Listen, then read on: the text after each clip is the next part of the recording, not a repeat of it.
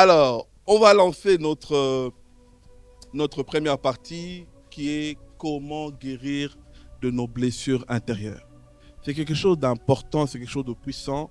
Nous l'avons fait en deux parties aujourd'hui. La première partie, on va vraiment plus marteler sur les blessures psychologiques et relationnelles que nous allons essayer de définir petit à petit. Alors, je vais commencer par notre psychologue qui est ici sur place avec nous.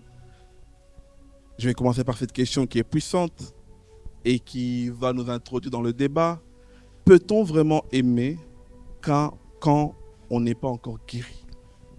Tu commences fort, hein? On rentre directement dans le sujet là. Je pense que c'est une question difficile à répondre parce que ça dépend quelle est la définition d'amour que l'on a. Parce que tout le monde peut aimer, mais à différents degrés et de différentes manières. Okay. Maintenant, je pense que pour la guérison vient aider dans le processus d'aimer quelqu'un. Okay. Donc oui, c'est important de pouvoir guérir pour pouvoir pleinement aimer quelqu'un, je pense. Donc ce n'est pas possible, ou peut-être c'est une mauvaise définition, si on n'est pas guéri, on ne peut pas aimer en fait en soi. Je dirais pas ne pas aimer, mais je dirais à un autre degré.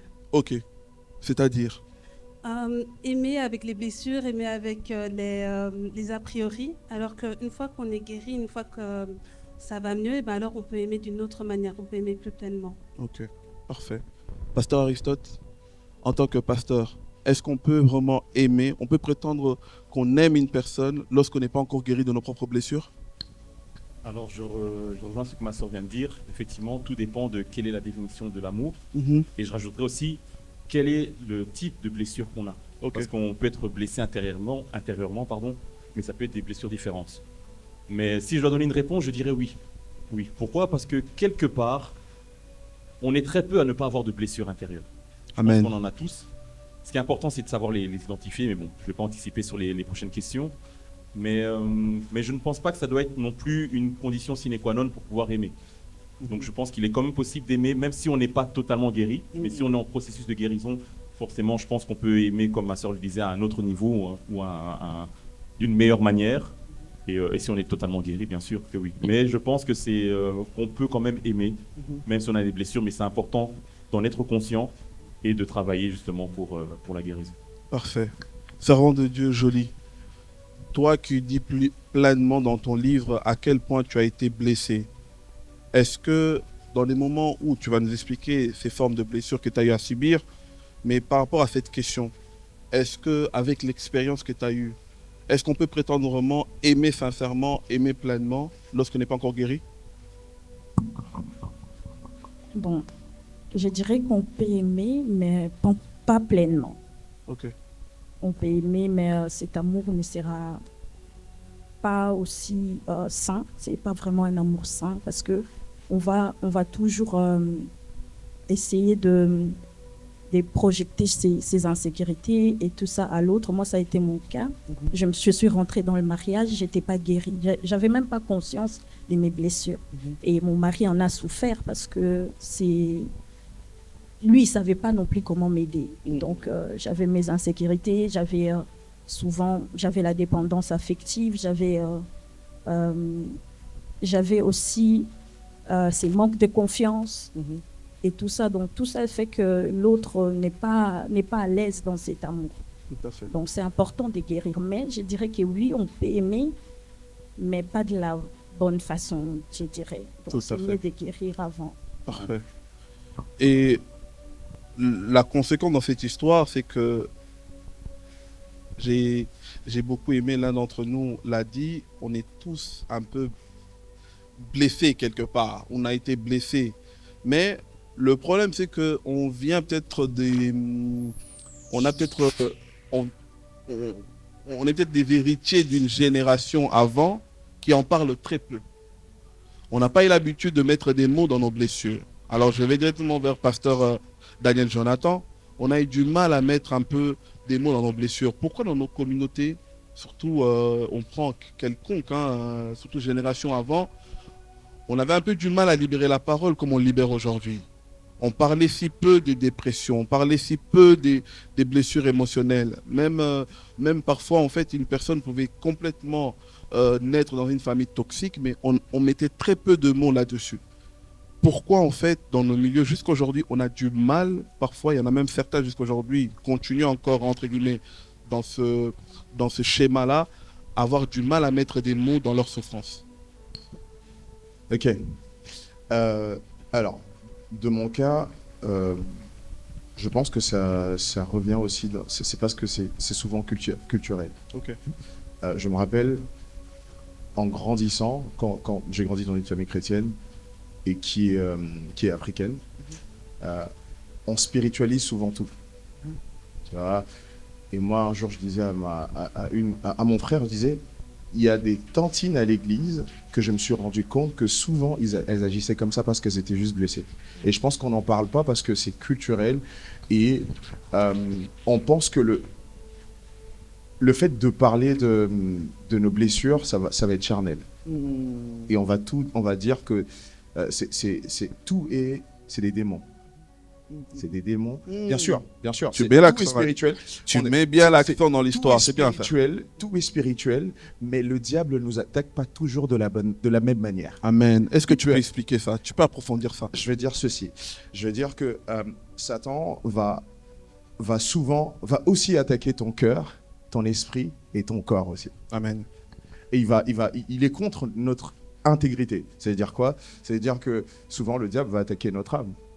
Et quand il attaque notre âme, il n'attaque pas notre esprit. Et maintenant, on s'arrête toujours dans l'aspect esprit. Qui croit qu'ici, j'allais parler comme à l'église. Qui croit qu'on est des esprits ici en ce lieu? Très bien. Croyons tous. Amen. Et moi, je crois que je suis un esprit qui a un corps, qui possède une âme. Mais le diable ne va pas seulement attaquer notre esprit. Il va attaquer notre âme et même notre corps parfois. Et le fait qu'on n'en parle pas, c'est souvent on se limite seulement sur l'aspect spirituel. Mais on a 3 entités. Et c'est vraiment, il faut faire attention. Il faut se rendre compte que...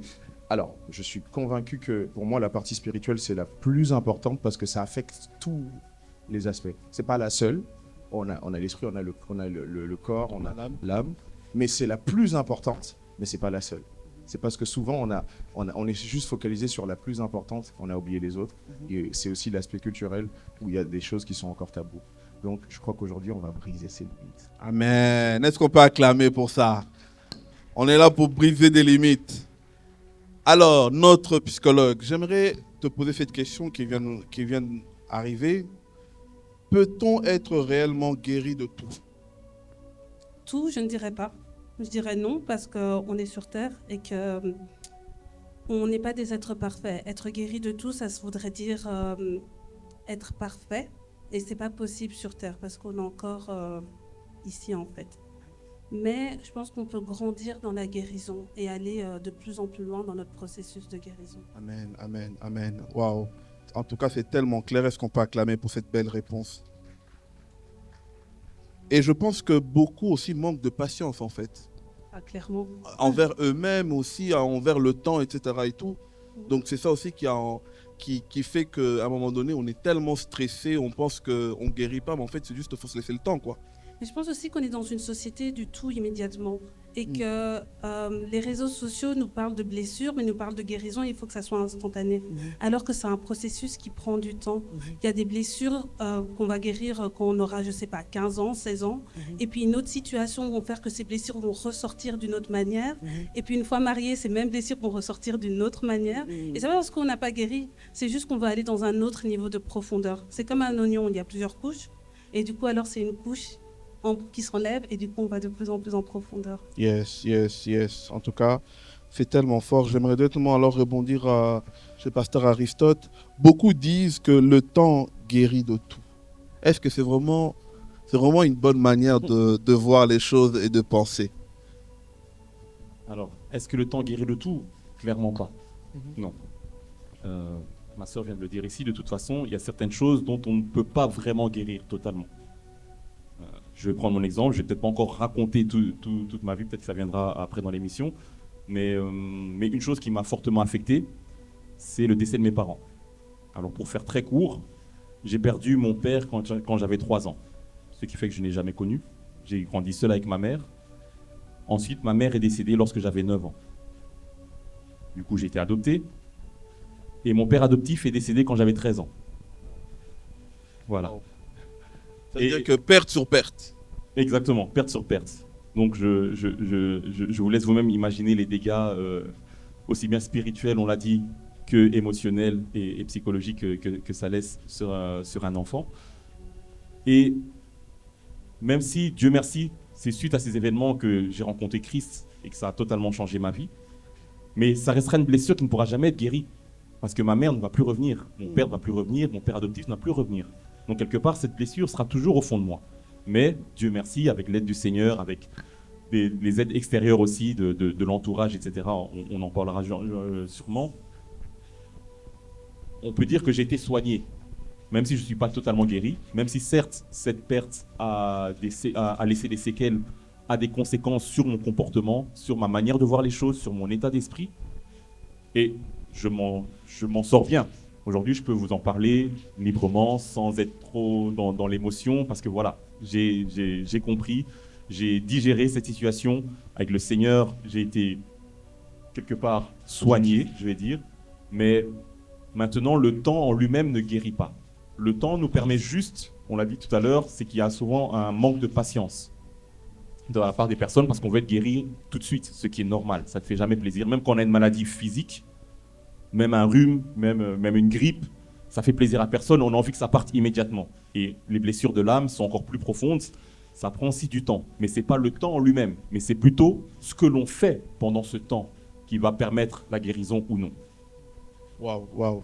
Est-ce qu'on peut acclamer pour ces belles réponses, s'il vous plaît? Alors, maintenant, on va commencer vraiment, on va aller vraiment en profondeur. Tu peux aller, pasteur. Alors, moi, je pense qu'on parle dans un contexte... Et alors, tu réponds aussi à cette question après, alors. Non, je finis le truc voilà, comme ça, tu rebondis parce que ça va aller dans le même sens. Moi, je ne crois pas que le temps guérit, mais je crois que Dieu guérit de tout. Amen. Okay. Amen. Parce que la Bible dit qu'il guérit ceux qui ont le cœur brisé. C'est Amen. Dieu qui le fait. Et je pense que c'est une pensée tellement mondaine et il faut qu'on est dans un contexte chrétien, il faut qu'on se mette d'accord ici. Dieu est le guérisseur, c'est lui qui guérit. Amen. Et si quelqu'un est dans ce lieu ou écoute ce live, veut vivre la guérison, doit croire que d'abord c'est Dieu qui le fait, même si la manifestation de cette guérison va être progressive, mais Dieu est vraiment le guérisseur. Amen. Alors, je reprends cette question parce que la personne, elle a voulu rebondir en disant, si on ne guérit pas de tout, alors on peut pas, attends, je reformule, si on peut pas guérir de tout, c'est-à-dire on peut pas aimer correctement à 100%. Alors, je pense que notre exemple, c'est Jésus. Et je pense que de toute façon, si on essaye de faire des choses de nos propres forces, on n'arrivera jamais. Yes. Le but de tout ici, moi je parle dans un cadre de pasteur, et je crois que Dieu nous aide à aimer correctement. C'est pour ça qu'on a besoin de son esprit, c'est pour ça qu'on a besoin de lui pour bien aimer. Et je pense qu'il faut apprendre, et il y a des psychologues qui vont nous aider, moi je parle dans mon couloir, il faut apprendre à demander à Dieu de nous aider à aimer de la bonne manière. Et je crois que de toute façon, si qui croit que la Bible ne ment pas, la Bible c'est la parole de Dieu. Okay? Et donc si la Bible dit que Dieu guérit des cœurs brisés, je crois que Dieu peut nous guérir de nos traumas émotionnels, peu importe le temps que ça prend, il va le faire réellement. Amen, amen. Ah, là, on est d'accord ici. La nature revient au galop, on n'a pas le choix, on est des chrétiens. Donc vraiment, on est des enfants de Dieu, on croit en la parole de Dieu. Amen. Moi, j'ai vécu des guérisons que Dieu a vraiment opérées dans ma vie et même dans les gens autour de moi. Le début de la guérison, c'est de croire en la guérison. Amen. Hein? La guérison, on l'a en Jésus. Que ça soit dans la Bible, on a dit hein, les cœurs brisés, la santé, peu importe, Dieu guérit. Donc, je pense qu'on peut aimer correctement, mais on peut le faire seulement avec l'aide de celui qui nous a aimés correctement. Amen. Waouh, waouh. La source, c'est Jésus. Et pour être réparé, il faut commencer par lui, rien que par lui, et cela va... Et tout commence par lui. Amen. Amen. Et tout finit aussi avec par lui. C'est le commencement et la fin. Amen. Est-ce qu'on peut acclamer? Alors, on est en train de bâtir on est en train de mettre les termes là où il faut avant de commencer à prendre des exemples concrets. Alors, j'aimerais me tourner vers notre servant de Dieu Joly. Ils me l'ont arraché. peut-être vous aurez l'occasion, si vous voulez vous en procurer ces livres-là. Vous l'avez ramené, j'espère. Hein? Ah, ça va. Est-ce que tu peux nous expliquer, tu parles de quoi ils nous l'ont arraché? Parce que tu as un témoignage vivant ici. Est-ce que tu peux nous expliquer, ils me l'ont arraché, ça veut dire quoi exactement? En quelques mots, ils doivent acheter les livres pour comprendre la profondeur. Je commence depuis le début ou puis j'explique juste les titres? Tu peux juste expliquer les titres pour qu'on puisse comprendre. Et là, on va un peu parler de ce type de blessures-là dedans. Bon, quand j'ai dit ils me l'ont arraché, en fait, on m'a arraché tellement beaucoup de choses. On m'a arraché mon innocence. Waouh. Comment? Parce qu'un ami à mon grand frère a abusé de moi quand j'étais très très jeune. Waouh. Donc voilà pourquoi j'ai dit qu'ils me l'ont arraché. Ils m'ont arraché mon innocence parce que j'étais innocente à cette époque. Ils m'ont arraché l'enfant aussi. Donc, donc ça veut dire que l'abus en question a engendré au fur et à mesure un enfant, Une grossesse. une oui. grossesse, Oui. et la personne en question a fait en sorte qu'on te retire cette grossesse. Oui. Waouh. Donc, Tu peux nous expliquer, on te laisse vraiment le temps, 5 minutes, explique-nous un peu cette histoire pour qu'on comprenne. En quelques mots. Je sais que c'est bien détaillé dans le livre, que vous pouvez comprendre, vous allez lire, et vraiment ce livre-là va vous bénir, vous allez comprendre comment on peut se retrouver au fin fond d'un trou, être entouré, mais finalement avoir le sentiment qu'il n'y a personne qui est là pour nous défendre, il n'y a personne qui est là pour porter notre fardeau. Vous pouvez avoir la famille, mais vous vous retrouvez seul à cause de cette blessure-là. Et non seulement, ça enchaîne blessure sur blessure. Et ces choses-là entraînent, comme la servante de Dieu l'a dit elle-même, elle est rentrée avec ça dans le mariage. Alors, je vous demande vraiment d'être concentré pendant 5 minutes. Ça va être le témoignage de base de cette partie. Et nous allons décortiquer cela. Peut-être vous vous retrouvez là-dedans. Vous n'allez pas sortir ici avec ces blessures-là, mais vous allez sortir avec des solutions. Alors, on te laisse en ce moment pour que tu puisses nous expliquer. bon. Déjà, tout commence dans l'enfance. Je suis née d'une famille de 6 et je suis la 5e de la famille. Et mes parents ont divorcé quand j'étais très très jeune. J'avais 6-7 ans. C'était un divorce très très difficile. C'est parce que les parents ne s'attendaient pas. Du coup, maman est partie de la maison avec les plus grands. Donc les plus grands ont décidé de partir avec maman. Et moi, je suis restée avec ma petite sœur. Et notre papa avait décidé qu'on reste avec lui. Donc pour moi, déjà, c'était de l'abandon. C'était une grosse blessure, le fait que maman soit partie avec les autres. Donc j'ai grandi avec cette blessure. Je n'avais pas du tout confiance en moi. Je ne m'aimais pas quand j'étais jeune. Je ne sentais pas aussi que mes parents m'aimaient. J'ai grandi comme ça. Je me sentais un peu rejetée. Et quand j'ai eu 14 ans, non 15 ans, un ami à mon grand frère, ici, ça s'est passé ici en Belgique, à Bruxelles. Un ami à mon grand frère, c'était quelqu'un que ma mère avait pris comme son fils à la maison. Il n'avait pas de papier à l'époque. C'était quelqu'un que maman avait rencontré à l'église. C'était un ami à mon grand frère. Et pour nous, c'était un membre de la famille. C'était quelqu'un de confiance. Quelqu'un que ma mère faisait totalement confiance. Et donc, il nous aidait, ma petite sœur et moi, avec les devoirs et tout ça. Il était vraiment présent, il était tout le temps là. Et en fait, ses grands frères a compris que j'étais vulnérable. Une proie facile. Exactement.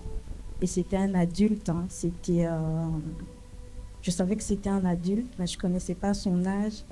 C'est quand je suis allée porter plainte qu'on m'a donné son âge, j'étais vraiment... j'arrivais pas à y croire. Aujourd'hui, il a plus de 50 ans. Wow. Donc, à l'époque, moi, j'avais 15 ans. Ouais, aujourd'hui, il a plus de 50 ans. Donc, à l'époque, moi, j'avais 15 ans quand ça a commencé. Donc, l'histoire date de 10 ans, 11 ans aujourd'hui. Donc, vous pouvez avoir dans le... Donc 39 ans facilement, il avait. C'est ça. Waouh. Donc, il a vu que j'étais une proie facile. Du coup, c'est comme ça que ça a commencé. Il a commencé à me mettre en confiance. Il a commencé vraiment doucement. Et, l'attitude d'un vrai prédateur. Exactement. Ça a commencé doucement. Il était... c'était d'abord un ami, vraiment comme un ami pour moi, parce que je n'avais pas beaucoup d'amis à l'école. Du coup, lui était là, il était présent. Et aussi, il avait remarqué que j'arrivais pas à trouver ma place dans la famille. Donc, il a commencé à me dire, de toute façon, toi ici, je vois qu'on t'aime pas. On aime plus ta sœur que toi. Je vois que ta maman préfère plus ta petite sœur. Moi, je suis là pour toi et tout. Il a commencé à me donner de l'amour. Moi, je croyais que c'était de l'amour. Je croyais qu'il m'aimait. Il m'a mis en confiance. Et c'est comme ça que ça a commencé. Il a commencé avec les attouchements. Wow. Ça a commencé avec les attouchements. Et malheureusement, je n'ai pas eu le courage de dire à maman quand ça a commencé. Je ne l'ai pas dit à ma mère parce que... Bon, Une petite parenthèse pour aider peut-être. Qu'est-ce qui se passe dans ce moment-là où tu es au courant de certaines choses, mais tu n'as plus le courage de pouvoir dire aux adultes? Bon, Si on peut juste fermer la porte, comme ça il y a peut-être moins de bruit à l'extérieur qui rentre, comme ça on reste entre nous. Bon, je dirais que...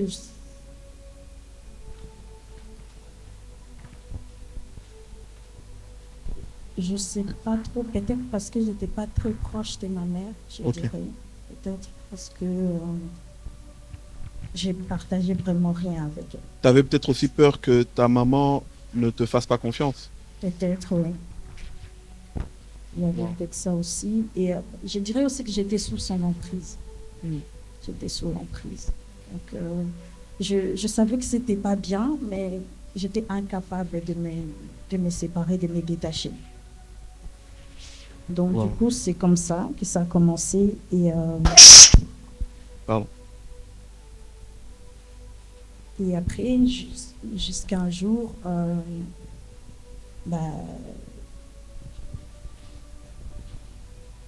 il faut savoir que je n'avais pas connu d'homme avant. Je n'avais jamais eu de relations intimes avant. Et ça, il savait, je l'avais dit. Mais il a quand même essayé d'avoir des relations intimes avec moi. Et un jour, c'est parti de là. On a eu des relations intimes. Mais ces jours-là aussi, pour moi, c'était un viol. Il m'avait violée. Je lui ai carrément dit que tu m'as violée. Mais il m'a dit, bon, je ne croyais pas quand tu me disais que tu étais vierge. Je ne croyais pas, donc je voulais vérifier si c'était vrai. Voilà pourquoi je l'ai fait. Et je n'ai pas eu le courage. Je crois que j'avais honte aussi. J'avais honte de moi, donc je ne l'ai pas dit à ma mère. Et lui, il a vu que j'avais toujours rien dit. Il a continué à avoir des relations intimes. Il me disait, voilà, tu es ma femme, je vais t'épouser, je vais finir ma vie avec toi. Donc, il continuait sa manipulation, en fait. Il continuait sa manipulation et jusqu'à ce que je tombe enceinte un jour. Parce qu'il faut savoir que je ne me protégeais pas. Je ne savais pas que le moyen de contraception existait. Je ne savais pas, j'étais tellement naïve. Mais lui savait, pour gérer mon cycle, c'est lui qui gérait mon cycle. Donc il avait un calendrier et il savait calculer. Il calculait mon cycle et il me disait, ah ouais, là c'est bon, on peut y aller ou pas. Là c'est la bonne période pour ne pas tomber enceinte. Donc c'est lui qui me disait, moi je faisais confiance, je croyais. Donc je prenais rien. Et c'est comme ça que je suis tombée enceinte. Et là, pour moi, c'était la fin du monde. Je ne pouvais pas imaginer que quelque chose comme ça m'arrive à moi. Donc, je pensais que ça n'arrivait qu'aux autres. Et je ne croyais pas qu'est-ce que j'allais dire à ma mère, qu'est-ce que je vais dire. Et tout ça. Et là, il m'a dit, de toute façon, tu n'as pas à t'inquiéter. Quand il m'a vu en train de pleurer et tout ça, j'ai paniqué parce que je ne savais pas quoi faire. Il m'a dit, tu n'as pas à t'inquiéter parce que de toute façon, cet enfant, on ne va pas le garder, tu vas avorter.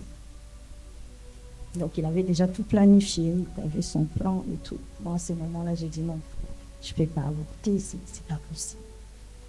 Mais je suis rentrée chez moi, je n'ai pas eu le courage de le dire à maman, je l'ai gardé pour moi, mais j'espérais au moins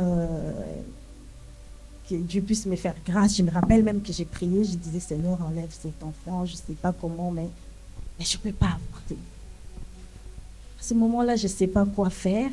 Mais lui, il savait, il m'a dit de toute façon, je sais que tu vas revenir, tu n'as pas les épaules pour assumer, donc mais vas-y quand même.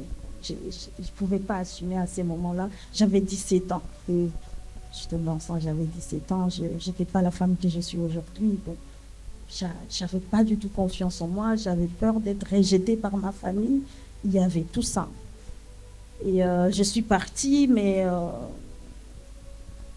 après, un ami à moi a remarqué que j'étais enceinte. Et cet ami m'a dit ah, Jolie, je vois que tu es enceinte. Et c'est là, pour moi, c'est comme si... En fait, c'est comme si j'étais dans les dénis, en fait. C'est comme si j'avais décidé d'oublier l'histoire.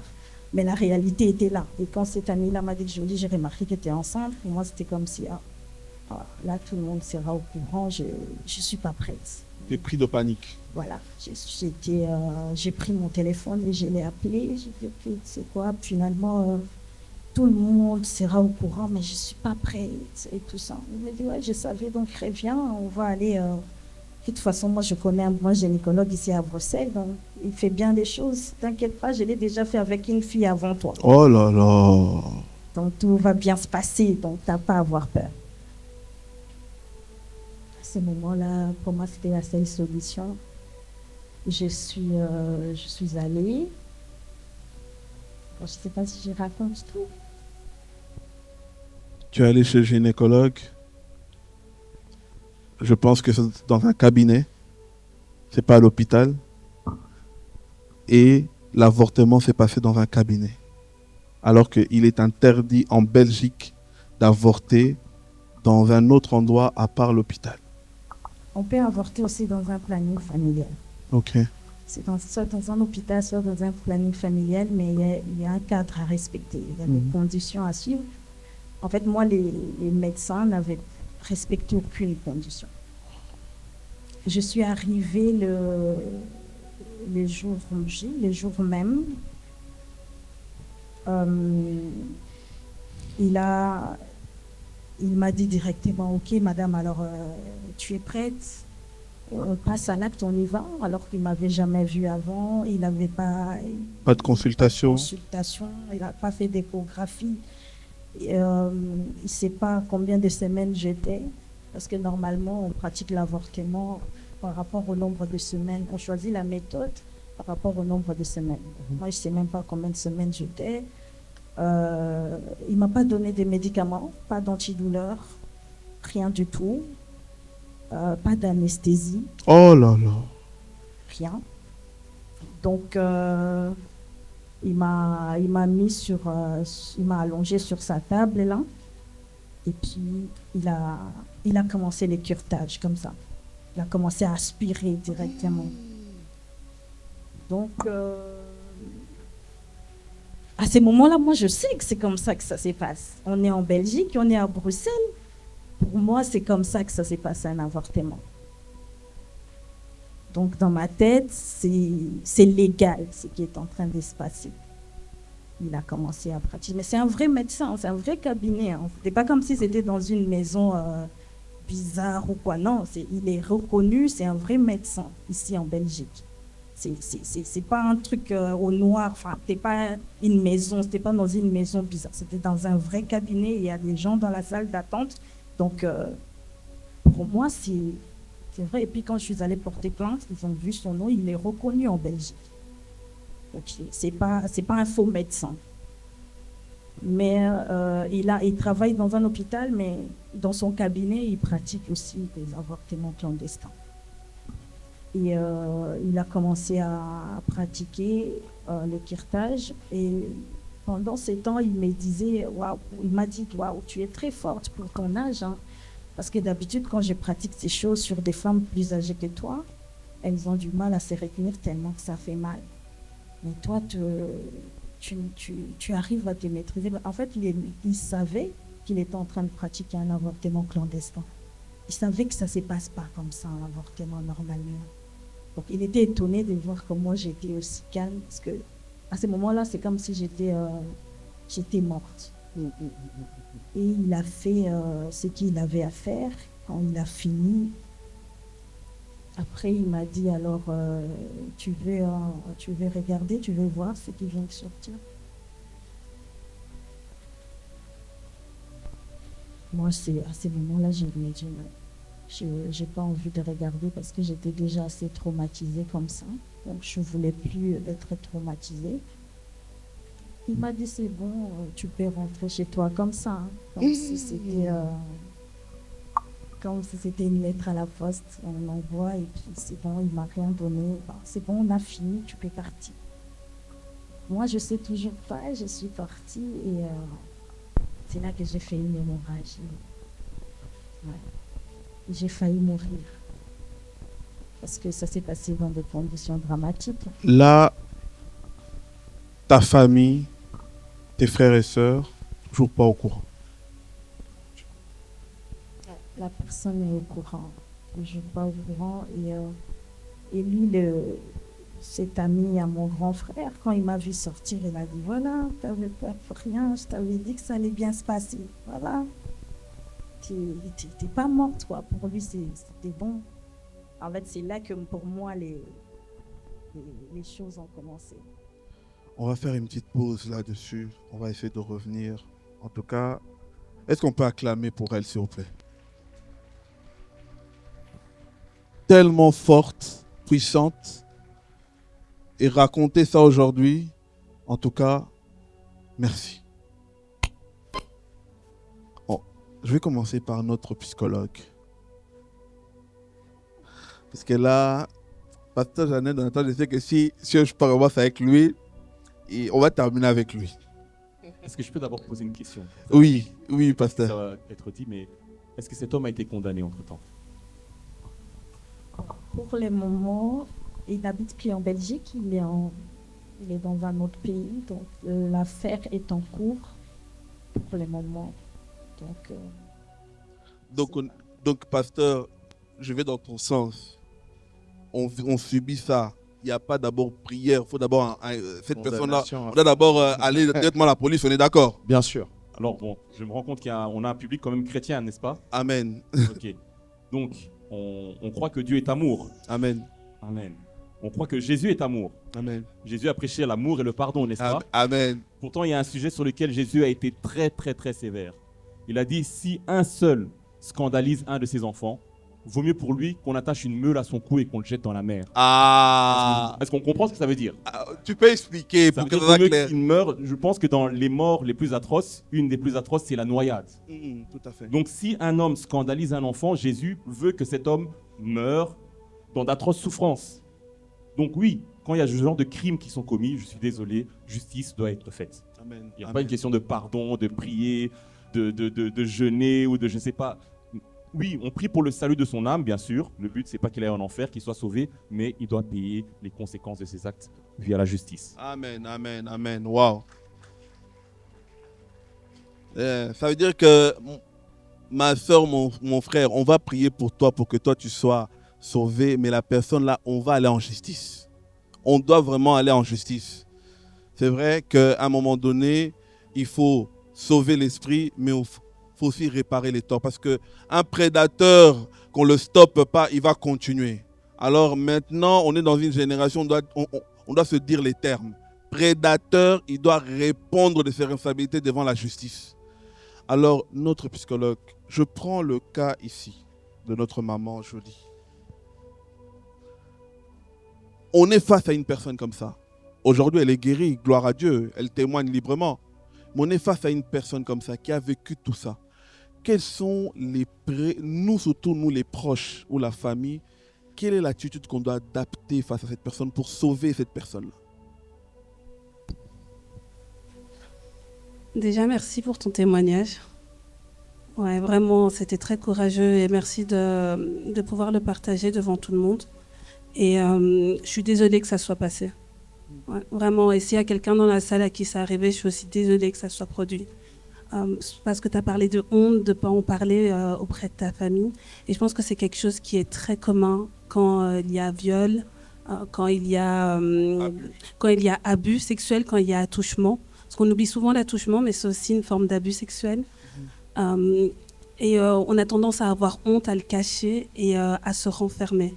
Encore plus quand c'est des membres de la famille, parce que la plupart des abus sont faits par des membres de la famille ou des proches de la famille. Et moi, ce qui me marque dans ce que tu dis, c'est que tu ne l'as pas dit à tes parents, tu l'as gardé pour toi. Et je me dis, c'est tellement dommage, en fait, que la honte, le péché est tellement présent, enfin l'ennemi est tellement présent, qu'il y a la honte qui nous empêche de parler avec les personnes autour de nous. Et les personnes qui ont tendance, les personnes qui ont été abusées ont tendance à se mettre en recul, à se renfermer. Je pense que pour les proches, j'essaye de répondre à ta question, c'est important d'être attentif s'il y a un changement de comportement de la personne. Une personne qui est plus renfermée, une personne qui était jailleuse, qui se renferme. Il y a quelque chose qui est en train de se passer, c'est d'être attentif au changement d'attitude de la personne. Je dirais ça. Waouh. Et quelles sont les premières aides qu'on peut leur apporter? En fait, c'est difficile de répondre à cette question parce que les personnes ne parlent pas et en parlent souvent plus tard. Et donc je me dis, c'est l'aide présente quand il y a fait, c'est déjà d'écouter la personne parce que de nombreuses personnes aussi parlent mais ne sont pas écoutées. Et je pense que la première chose, c'est d'écouter la personne qui a subi un abus. Par la suite, c'est de lui offrir un cadre où elle va pouvoir être du coup écoutée. Et juste de pouvoir recueillir. Souvent, on va dire, mais non, c'est pas vrai, mais c'est pas possible, pas telle personne. Juste, en fait, tais-toi et écoute, tout simplement. Parce que la personne a besoin d'être écoutée. J'aimerais qu'on puisse juste se compléter dans cette partie ici. Souvent, les personnes qui ont honte, comme tu as dit, ils n'en parlent pas. Et l'entourage, surtout nous autres, on est vite dans le jugement. Une personne qui ne parle pas, une personne qui ne se confie pas, une personne qui se renferme, au lieu qu'on puisse chercher à comprendre mais pourquoi cette personne elle se renferme, pourquoi cette personne ne donne plus de nouvelles. Mais nous, directement, on est dans le jugement. Comment est-ce qu'on peut surmonter ça et surtout être plus attentif lorsqu'on voit certains signes, on dit non, là, on doit faire attention. Peut-être cette personne est en train de vivre des choses que personne n'est au courant. Quels sont les signes? Peut-être que c'est des signes alarmants que, en tant que psychologue, je pense que tu l'as déjà entendu de tes patients, des signes alarmants que nous autres, on doit être attentifs ici. Peut-être notre sœur est dans ce cas-là.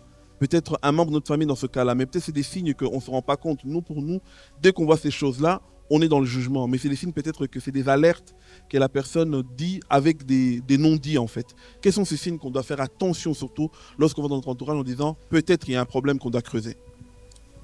Chaque personne réagit différemment, donc c'est difficile de répondre en général. J'insiste sur le changement d'émotion, le changement d'attitude et de comportement. Quoi d'autre? Ça va dépendre des personnes. Franchement, je ne saurais pas répondre. Mais ce que j'ai envie de dire, c'est si vous ressentez quelque chose, c'est de prier, en fait, tout simplement, que Dieu vous révèle ce qui se passe au sein de la personne. Parce qu'au lieu de juger, plutôt avoir l'attitude de Christ et prier pour la personne, pour savoir ce qui se passe. Waouh, merci en tout cas. Si je peux me permettre aussi de penser.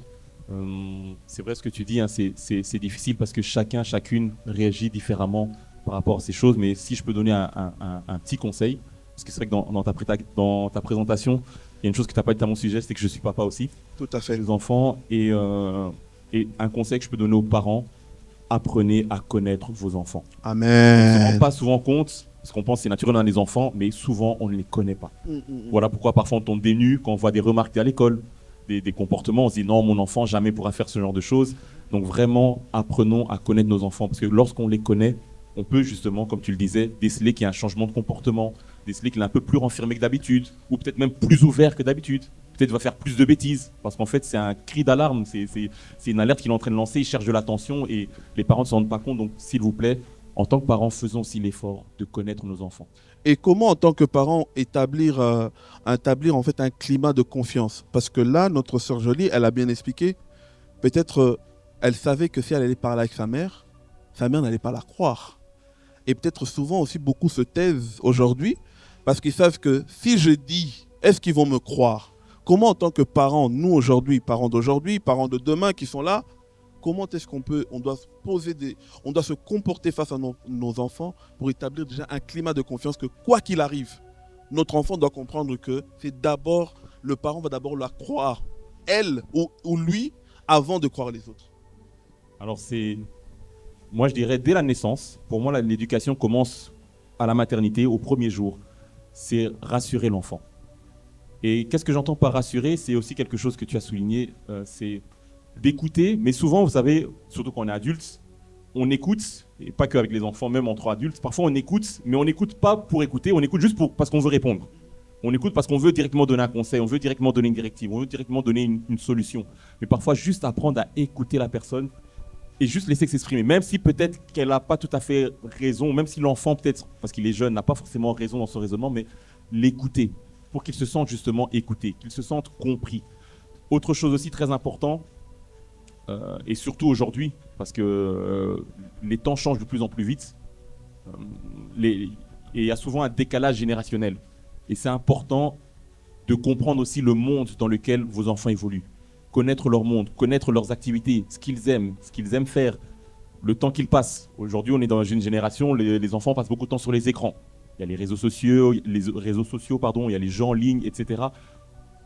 Apprenez à les connaître, comprendre ce qu'ils aiment, ce qu'ils font.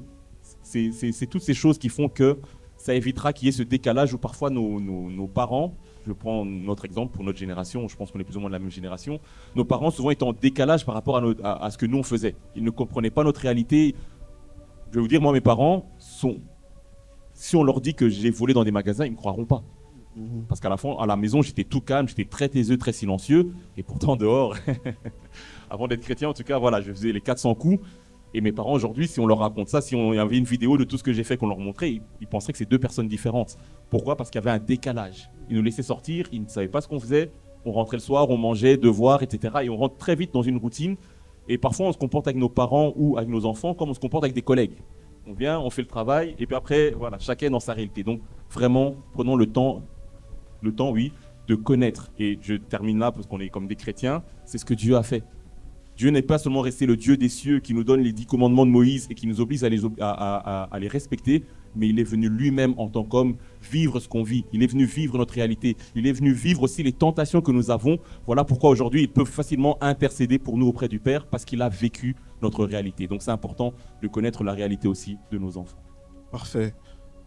Pasteur Daniel Jonathan, en tant qu'Église, en tant que serviteur de Dieu, en tant que frères et sœurs, comment est-ce qu'on doit se positionner lorsque l'un d'entre nous a subi ça?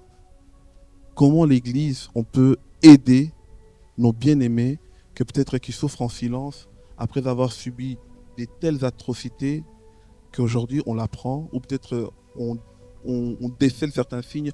Quelles sont les positions ou peut-être les soins que nous, en tant qu'Église, on peut apporter à ces personnes? Alors, je voulais quand même marteler quelque chose. Derrière chaque attaque que quelqu'un vit, moi j'ai une perspective très spirituelle, c'est que c'est le diable qui veut détruire. Tout à fait. La Bible dit dans Pierre que soyez sobres, veillez, car votre adversaire, il rôde comme un lion, il cherche qui le dévorera. Et je pense que l'Église, si on comprend que, en fait, quand on a donné notre vie à Dieu, le diable s'est engagé à nous faire la guerre. Amen. Et si on comprend ça et on sait qu'on est des frères et sœurs, on doit tout le temps veiller déjà comme ça entre nous et veiller les uns les autres et de comprendre que quand quelqu'un vit quelque chose de comme ça, ben en fait, on doit déjà prier pour elle. Parce que l'attaque est... Il y a des psychologues ici, moi je parle d'un aspect spirituel, c'est que moi, je vois Satan qui veut détruire quelqu'un et je vais me lever d'abord spirituellement. Ça veut dire je vais me lever dans la prière pour la personne et je vais prier pour la personne. Parce que moi, je crois que beaucoup de choses, et si pas tout, plusieurs choses se règlent dans la prière.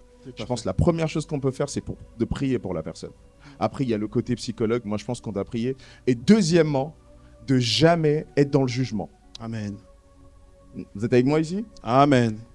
De jamais être dans le jugement. Une victime n'a jamais voulu être une victime. Oh, Tu peux répéter ça. Aucune personne se réveille le matin en se disant que demain on va me violer, on va abuser de moi. Elle subit ça. Et si nous on comprend ça en tant que chrétiens, on va protéger les autres. Amen. Et peu importe si tu es là et qu'on t'a jugé, et même tu t'es senti jugé dans l'église, c'est pas le plan de Dieu. Dieu est un bon Dieu. Il veut pas que tu sois jugé et Dieu veut justement que tu sois compris. Je sais que justement, il y a des bonnes églises, on doit être des oreilles également. Pas de jugement, mais donner que de l'amour, parce que c'est ce que Dieu donne. Amen. Dieu protège en aimant et en donnant de l'amour. Et surtout, ne pas oublier la prière. Amen. Alors, est-ce qu'on peut acclamer? On peut acclamer, s'il vous plaît. Alors, j'aimerais rebondir sur toi toujours. Existe-t-il le pardon pour quelqu'un qui a commis un abus? Je prends par exemple dans ce cas-là, et la personne, elle rajoute encore en disant, Dieu ne pardonnait-il pas un prédateur qui se repent? Vous me cherchez, vous voulez me mettre dans une sauce et tout. Il faut pas me mettre sur TikTok là. Parce que...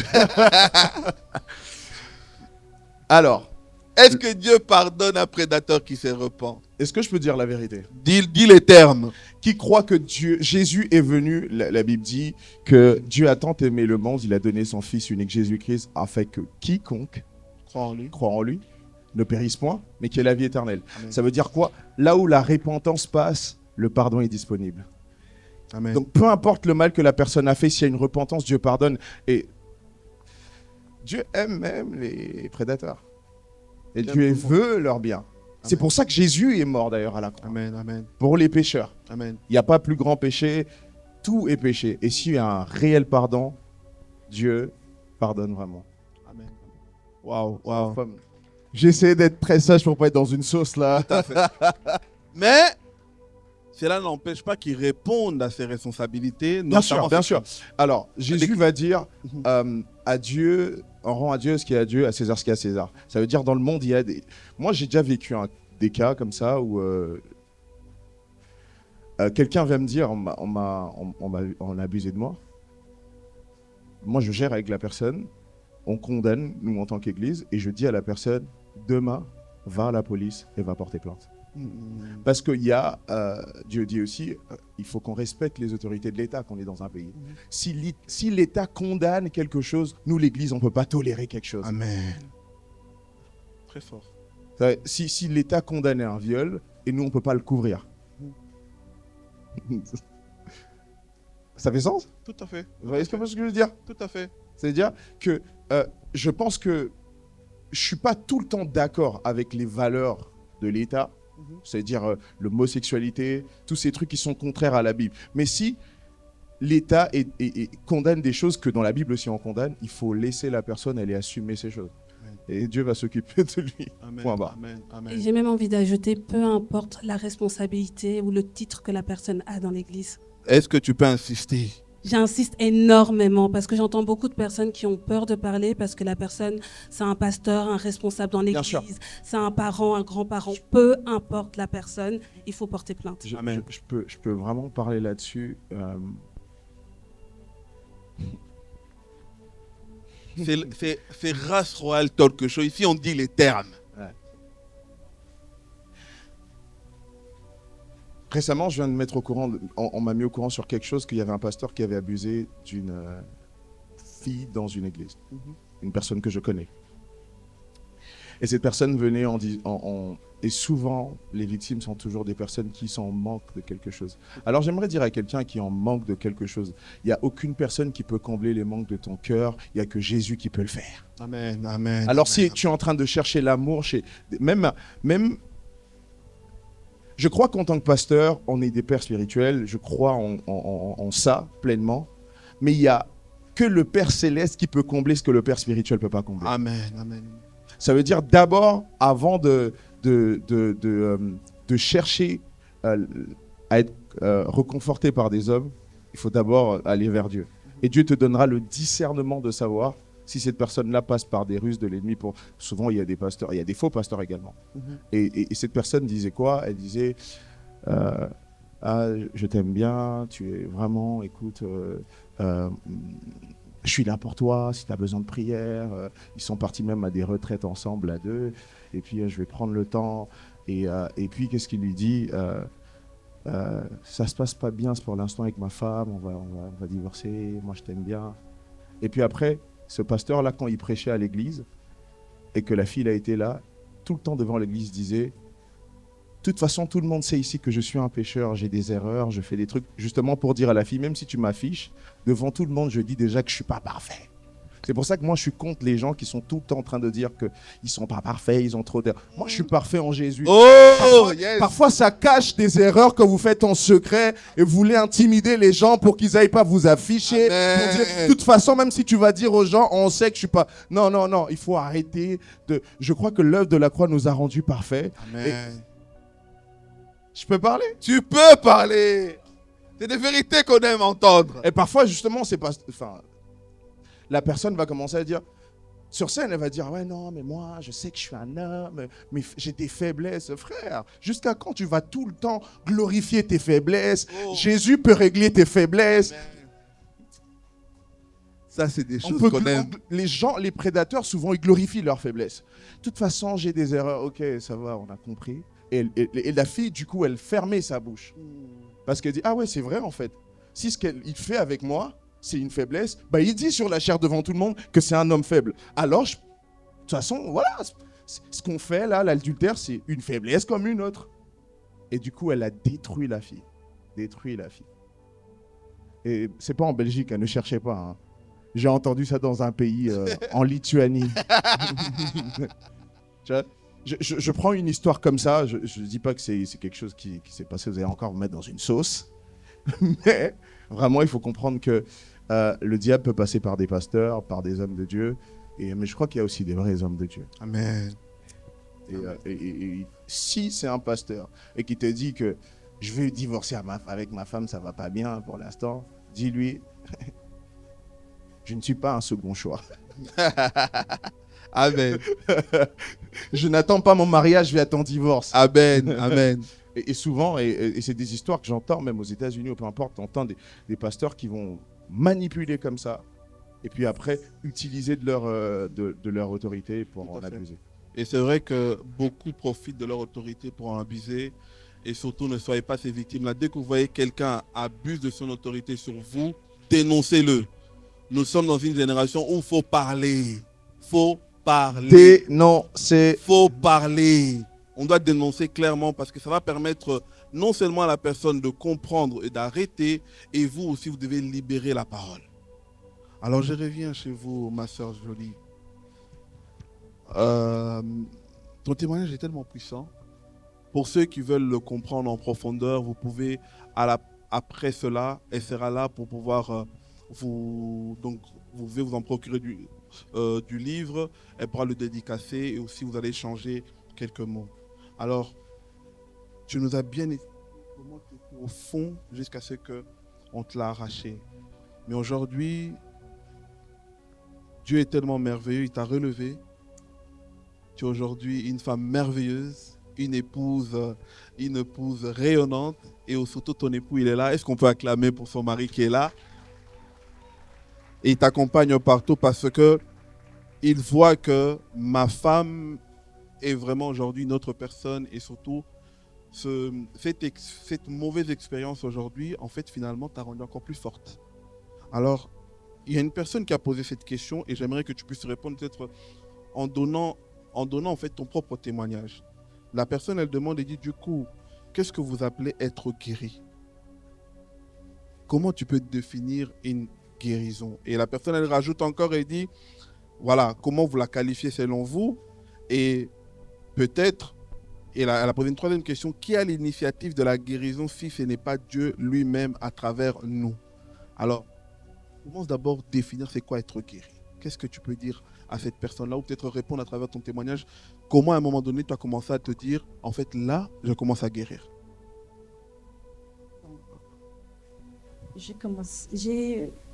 J'ai compris que j'ai commencé à guérir quand je n'avais plus honte. Oui. Que je n'avais plus, que cette histoire me faisait plus autant mal comme elle me faisait avant. Mm-hmm. Parce qu'il faut savoir que j'étais déterminée à mourir avec cette histoire. Non. J'avais dit que j'irais avec dans ma tombe. Pourquoi? À cause de la honte À toujours. cause de la honte, oui. Donc, pour moi, c'était hors des questions d'en parler. Donc, j'ai béni le Seigneur. Dieu m'a donné un merveilleux mari. C'est grâce au soutien de mon mari que je suis là aujourd'hui.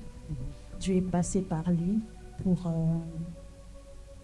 m'aider à me relever. Et aussi, je me suis fait accompagner, aussi j'ai fait une thérapie. Donc, c'était difficile pour moi de m'en sortir seule. Donc, deux fois, on veut guérir, mais on ne sait pas comment. Mon mari était là, oui, mais il ne savait pas toujours comment m'aider. Des fois, c'était compliqué pour lui. Mais c'est quand j'ai vu une psychologue, elle m'a aidé déjà à mettre des mots sur ce que je vivais, parce que je faisais une dépression, j'ai fait une grosse dépression pendant plusieurs années. J'ai tenté de mettre fin à ma vie, pas tellement que les poids de ces secrets étaient tellement lourds à porter, mais c'est grâce à la thérapie et j'ai fini par comprendre que non, en fait, Jolie, tu dois être guérie de ça. Parce que je pensais que cette histoire était derrière moi. Parce que j'avais décidé de l'enterrer, j'avais décidé de passer à autre chose. Donc pour moi, c'était bon, mais non. Tu es rentré dans le mariage dans le déni. Exactement. Donc ça veut dire que tu es rentré blessé dans le mariage. Exactement. Ça veut dire qu'il y a eu des grosses conséquences. Exactement. Et tu as failli même perdre ton mariage. Exactement. À cause de ces blessures. Non. Donc cacher quelque chose qui vous a détruit autrefois sans être réparé peut détruire tout votre avenir en fait. Exactement. Moi, c'est vraiment la grâce de Dieu. Si je suis encore là aujourd'hui, si je suis mariée, c'est parce que Dieu m'a fait grâce. Dieu m'a donné un mari extraordinaire. Mon mari a tenu plusieurs fois. Combien de personnes dans notre entourage, il y a des gens qui ont dit à mon mari d'abandonner, de laisser, parce que c'était pas possible. J'étais invivable. J'étais très, très, très, très blessée. Donc, et même lui, il ne comprenait pas. Moi-même, je ne me comprenais pas. Je ne savais pas que j'étais en train de souffrir à cause de mon passé. C'est ton mari qui t'a poussé à te faire aider? Bon, non. Ou toi-même? Moi-même. Okay. Quand ça n'allait toujours pas, parce que j'ai prié, il faut le dire, j'ai été voir les pasteurs plusieurs fois. J'ai demandé de l'aide. Le pasteur a prié, il a eu à faire des délivrances et tout ça. Et ça n'allait toujours pas, parce que je pense que il était un peu à côté de la plaque, je dirais, parce que c'était pas spécialement les démons. Moi, j'avais juste besoin de me faire accompagner, j'avais besoin d'être guérie. Donc, les pasteurs, ils chassaient les démons des divorces et tous les restes. Mais quand j'ai rentré chez moi, ça a recommencé. Parce que tu n'avais pas aussi confessé ce que tu avais dans le cœur aussi. J'avais confessé. Ah, ok, d'accord, ok, d'accord. J'avais confessé au pasteur. Ça aussi, les pasteurs, vous êtes là sur le plateau. J'aimerais que vous puissiez rebondir sur ça. On confesse, mais vous traitez autre chose, mais la personne ne se sent pas toujours soutenue. Donc, faut argumenter à les pasteurs. Dans ce cas-là, ouais, là, à qui la faute? Je veux pas de sauce aujourd'hui. Pasteur, vous allez rebondir. Donc, moi, j'ouvre la parenthèse. Voilà. Donc, tu vois, des fois dans les églises, on est là, on nous dit prie, et tous les pasteurs, il a prié, j'ai confessé, il a prié, après il me dit, ouais, ça va passer, il va prier, ça va aller. Mais non, en fait, deux fois, on peut prier et puis tu conseilles à la personne d'aller voir un professionnel. Voilà. Parce qu'on peut toujours, on sait pas tout, des fois, on sait pas tout gérer, on maîtrise pas tout. Bon, les pasteurs de l'époque, ils maîtrisaient pas. Donc, mon mari aussi, à un moment donné, il a dit, mais là, on a prié, je me rappelle, il me disait même, ça sert à rien de prier.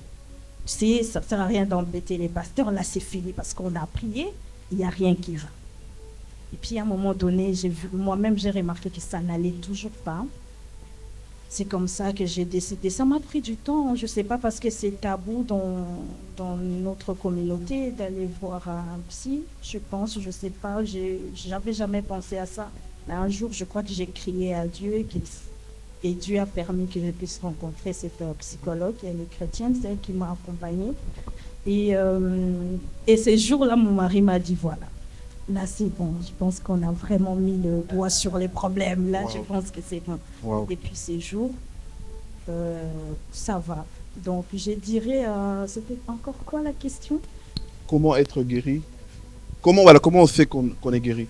Euh, donc, je disais qu'on ne prend plus le même chemin, on a plus honte de parler de son passé. Et puis, je dirais que cette souffrance, notre passé peut-être nous fait plus autant mal comme elle nous faisait avant. Okay. Donc, je dirais que là, on se rend compte que oui, on est guéri et puis qu'on n'a plus certaines réactions. Vous savez, quand on est blessé, comme on disait tout à l'heure, chaque personne réagit différemment. Moi, en fait, j'étais devenue très colérique. Okay. Alors que de base, je ne suis pas comme ça. Je ne suis pas une personne colérique, je suis une personne très souriante, très... En fait, souvent, derrière des réactions, se cachent des blessures, en fait. Exactement. Vous pouvez voir une sœur à l'église, celle-là, elle parle toujours mal, elle est agressive et tout ça. Donc, il se passe quelque chose derrière. Donc, moi, j'étais devenue très, très, très agressive, toujours sur la défensive. On me faisait quelque chose, je me sentais vite attaquée et il fallait directement que je puisse répondre. Et donc, aujourd'hui, je n'ai plus ce genre de réaction. Donc, on se rend compte qu'on est guéri quand certains comportements, certaines émotions qu'on avait avant, alors, quand on les a pris, et donc on se rend compte que oui, là. Donc moi, mon mari aussi, puis autour de nous aussi, les gens aussi autour de nous, on peut dire, ah oui, tu as changé quelque chose. Moi aussi, de mon mari, mais il me dit vraiment, ah oui, Jolie, là, franchement, à l'époque, quand je te faisais quelque chose, tu réagissais vraiment très, très, très différemment. Aujourd'hui, c'est vrai que quand je fais telle chose, tu arrives à gérer mieux les choses qu'avant. Donc ça montre que... En tout cas, merci. On va mettre 30 secondes. Moi, je pense que, je vais juste illustrer ça comme ça. J'ai une cicatrice ici, ça vient d'une plaie. Et comment je sais que je suis guéri? C'est parce qu'aujourd'hui, quand je touche à ça, j'ai plus mal. Mais je sais qu'un jour, j'avais mal, mais je me rappelle plus comment ça me faisait mal. Amen. Et c'est quand on sait que c'est une cicatrice, c'était une plaie, maintenant c'est une cicatrice, je touche, ça me fait plus mal. Je me rappelle plus de la douleur, mais je sais juste que je t'ai blessé un jour, mais je suis complètement guéri. Accepter que cette cicatrice est toujours là, mais on n'a plus mal. Et ça me fait plus mal. Waouh. Je sais que je t'ai blessé un jour, mais j'ai plus de douleur. Waouh, waouh, waouh. Une image très, très parlante. Là, maintenant, nous allons commencer. On a plusieurs questions qu'on reçoit. Vous voyez, l'échange est tellement merveilleux. Mais maintenant, je vous promets, je vais vraiment lire vos questions rapidement afin qu'on puisse donner vraiment des pistes de solutions. Et que nous terminons ici avec des pistes de solutions. Je vais commencer par notre psychologue ici. Quel conseil donnerez-vous à une personne qui a vécu plusieurs abandons depuis son enfance, au point où l'abandon est devenu normal pour elle? C'est intéressant, vous avez des questions très directes et très précises, ça va dépendre de chaque personne, mais je pense que c'est de retrouver le fait d'être fils ou fils de Dieu et de savoir qu'avec Dieu, on ne sera jamais abandonné. Parce qu'à travers cette relation de confiance, on va pouvoir bâtir d'autres relations de confiance avec d'autres personnes. Donc de vraiment mettre l'abandon de côté, pardonner les personnes qui ont été abandonnées, parce que le début de la guérison, c'est le pardon pour toute situation, et puis alors réapprendre à faire confiance et à tisser des relations avec des gens. Waouh, waouh. Alors, Pasteur Aristote, je vais enchaîner parce qu'il y en a tellement. Waouh. Comment faire pour régler des cas d'inceste dans une famille si on n'est pas la victime et que la victime elle-même ne souhaite pas porter plainte? Je t'ai fait quoi pour que tu... Même moi qui a posé la question, j'ai reculé. Tellement que c'est fort. Là, on a deux problèmes. De gros problèmes. On a deux problèmes. C'est-à-dire que la personne est... relire la question, s'il te plaît. Donc, la personne est témoin. Je recommence. Comment faire pour régler des cas d'inceste dans une famille si on n'est pas victime et que la victime ne souhaite pas porter plainte? Donc, on n'est pas victime, on est témoin, mais que la victime ne souhaite pas porter plainte. Mais comment régler ce genre de problème?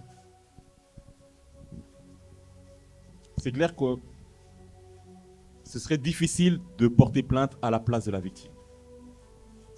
c'est difficile parce que quelque part, autant ça peut être une bonne chose, ça peut l'aider quelque part à la forcer à parler, mais peut-être que justement le fait de la forcer à parler sur une situation sur une blessure qui est encore vive, tu donnais l'exemple de la cicatrice, mais si la plaie est ouverte et que tu mets ton doigt dessus, est-ce que c'est la solution? Pas forcément. Je pense que le premier travail à faire avant d'aller vouloir régler le problème, c'est d'abord de soigner la victime. C'est s'assurer que la victime, premièrement, qui est blessée, soit guérie, ou du moins soit dans un processus de guérison pour qu'elle puisse ensuite trouver la force, le courage nécessaire pour prendre les mesures qui vont avec. Je pense que, on va prendre ici le témoignage de notre sœur ici. Si quelqu'un avait porté plainte à ta place ou t'avait mis dans une situation, dans un fait accompli où tu te retrouves à devoir témoigner contre ton bourreau sans ton consentement, tu te serais peut-être trahi une seconde fois. Donc c'est très délicat parce que je ne pense pas que c'est la seule bonne réponse, parce que parfois ça peut aussi être salutaire. Je vais donner un exemple. Bon, c'est pas aussi grave, certes. Mais quand j'étais plus jeune, un jour, en allant jouer avec mes frères, je me suis fait mordre par un chien. Et j'ai voulu garder ça secret. J'ai dit à mes frères de ne rien dire. Ça va, je gère, pas de souci. Et mes frères aussi m'ont dit, non, t'inquiète, on va rien dire. Arrivé à table, on dîner le soir en famille, mon frère se lève. Ah oui, au fait, je voulais vous dire, papa, maman, Aristote s'est fait mordre par un chien. Donc imaginez, je me sentais déjà trahi par mon frère. Et en plus, mes parents, forcément, qui m'ont crié dessus, mais pourquoi tu ne l'as pas dit, etc. Ça fait des heures, on doit vite aller à l'hôpital, imagine que le chien est enragé. Donc, finalement, on est parti à l'hôpital, on m'a soigné, voilà. Peut-être que s'il ne l'avait pas dit, la blessure allait s'infecter, j'allais pas me rendre compte que c'était grave ce qui m'était arrivé et que les conséquences allaient être encore plus graves que simplement le fait d'avoir été trahi, d'avoir été mis mal à l'aise. Mais, de nouveau, ça dépend des cas. Dans les situations ici d'inceste, c'est beaucoup plus délicat. Parce que inceste, ça veut dire que ça implique aussi plusieurs personnes, ça implique toute la structure de la famille. On a peur souvent de détruire une famille. Exactement. Et en venant d'ailleurs ici, j'étais en train de méditer sur une histoire dans la Bible. Dans la Bible, on voit qu'il y a aussi pas mal de familles dysfonctionnelles, où il y a eu pas mal de crises dans les familles. Et je pensais à l'histoire de David, qui David aussi avait une famille compliquée, mais quand on regarde l'origine, surtout avec ses enfants, on connaît, il y a eu la révolte de son fils Absalom, qui a tué un de ses frères, etc. Mais le frère qui avait violé comment ça a commencé? Effectivement, parce qu'il y a un des fils de David qui a commis l'inceste avec une des filles de David, et le frère en question s'est rebellé, et finalement il s'est rebellé contre l'auteur de l'inceste, et ensuite ça a créé finalement une rébellion contre son propre père et une division totale dans la famille. Donc l'inceste, ça ne concerne pas non plus que la victime, mais ça concerne toute la structure de la famille. Donc c'est un cas très délicat. Mais pour moi, de nouveau, la priorité, c'est d'abord la victime. Et c'est la victime qui doit être soignée, qui doit être guérie avant qu'on aille à la suite. Amen, amen. Waouh. Je suis obligée de rebondir. Je suis à moitié d'accord avec toi. Parce que... C'est le débat, hein? Ouais, mais c'est une question tellement délicate qu'on est obligé de débattre. Parce qu'effectivement, c'est la victime la priorité. Et il faut prendre en compte son processus. Mais tout péché qui n'est pas confronté va se reproduire. Et on parle d'Absalom, de Tamar et de toute cette histoire, mais cette histoire commence même avant avec David, qui a péché, qui a introduit la sexualité, l'adultère au sein de sa famille, et du coup qui s'est reproduit en fait dans la génération d'après. Et donc tout péché qui n'est pas confronté va se reproduire. Il y a des familles où il y a des incestes de génération en génération, où une personne qui va abuser de plusieurs personnes parce que jamais ça n'a été confronté. Et donc je me dis, tiens, qu'est-ce qu'on fait alors? Parce que oui, on veut protéger la victime et c'est important, mais en même temps, on ne protège pas les autres futures victimes. Et donc, c'est intéressant de remettre ça en contexte aussi. Tout à fait, tout à fait. Waouh, waouh, waouh. C'est vrai qu'il faut... Peut-être on a une victime qu'on connaît, il y a peut-être d'autres victimes qu'on ne connaît pas, qu'on doit protéger, surtout les futures victimes, potentielles victimes. Parce que souvent, un prédateur qu'on n'arrête pas, il continue toujours. Exactement, donc c'est pour ça que je disais, c'est très important. La priorité, c'est la victime, ça ne veut pas dire qu'il faut s'arrêter que là. Je reprends ce que je disais au tout début, les criminels, surtout dans ce genre de cas, la justice doit être faite. On a parlé tout à l'heure de pardon. Le pardon n'exclut pas la justice. Tout à fait. Waouh, waouh. Est-ce qu'on peut acclamer pour ces compléments des réponses? Pasteur Aristote, je reste toujours sur toi parce que tu as un témoignage similaire à une question qu'on a reçue où la personne elle demande comment guérir lorsqu'on a subi une perte ou plusieurs pertes de membres de nos familles et qu'on a le sentiment que Dieu nous a déçus. Très bonne question. Parce que toi, tu es dans le cas. Exactement. Peut-être tu as eu à sentir à un moment donné, tu as prié pour tes parents, peut-être tu as prié pour ne pas perdre les membres de ta famille, mais tu as fini par les perdre. Alors comment en fait guérir de ça et surtout accepter à un moment donné que la décision de Dieu, c'est tel qu'il est? Alors pour répondre à cette question, je suis obligé de raconter mon témoignage. Je vais faire court, hein, je vous rassure. Quand les pasteurs disent je vais faire court, ça veut dire qu'ils ne feront pas court. Non, mais je vais vraiment essayer d'être bref. Donc, je vais reprendre le contexte général. Je suis né d'un père israélien et d'une mère congolaise. Je suis né en France. Et je n'étais pas chrétien. Je n'ai pas grandi dans une éducation chrétienne évangélique, je vais dire. Mais ma mère était plutôt catholique. Donc j'ai grandi plutôt dans un environnement catholique. Vu que je n'ai pas grandi avec mon père qui était, lui, de religion juive, je n'ai pas non plus grandi selon l'éducation juive. Et j'étais, comme tous les enfants, un petit peu croyant. J'ai même fait ma première communion, etc. Par contre, à mes 9 ans, lorsque ma mère est décédée, effectivement, j'ai trouvé ça comme une injustice de la part de Dieu. Je me suis dit, mais ce Dieu, il est méchant. C'est quoi ce Dieu injuste déjà qui m'a pris mon père? J'ai même pas eu l'occasion de le connaître. Et en plus de ça, il me prend ma mère alors que je suis jeune, je vis seul avec elle, j'étais complètement perdu. Et à partir de ce moment-là, j'ai décidé de ne plus croire en Dieu. Donc à partir de 9 ans, je me suis dit en fait Dieu n'existe pas. Tout ça, c'est des histoires, c'est faux. Parce que si Dieu existait, il n'aurait pas permis que ma mère décède. Et donc de mes 9 ans jusqu'à mes 13 ans, comme je l'ai expliqué tout à l'heure, personnellement, je n'étais pas croyant. Et j'ai été adopté par une famille. Enfin, c'est ma famille, mais un peu éloignée, on va dire. Et ma mère adoptive, elle était chrétienne, évangélique. Par contre, mon père adoptif, lui, il était athée. Et quand je dis athée, c'était athée, bien athée.